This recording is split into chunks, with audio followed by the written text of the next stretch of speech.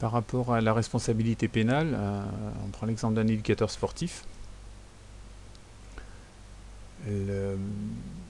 Les sanctions qui sont encourues, alors ce sont souvent des fautes d'imprudence, hein, ce ne sont pas des faits volontaires sur le plan pénal, on ne va pas blesser volontairement quelqu'un. On est toujours dans de la négligence, imprudence, inobservation de règlement. Donc on s'aperçoit que l'échelle de mesure va de...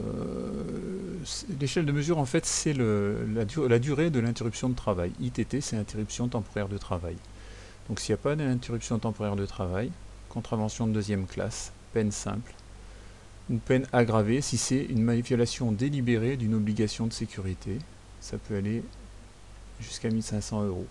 Alors ces chiffres ont certainement évolué depuis la réalisation de ce document, mais c'est pas très important.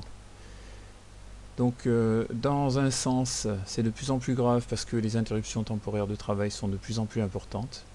Et puis bien sûr, quand on arrive à l'homicide involontaire, c'est-à-dire qu'il y a eu décès suite à une infraction, une faute d'imprudence, eh bien on encourt des peines qui sont beaucoup plus importantes.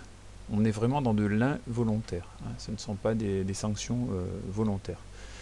On est devant le tribunal correctionnel et pas devant la cour d'assises. C'est pas tout à fait la même chose. On n'est pas dans les crimes.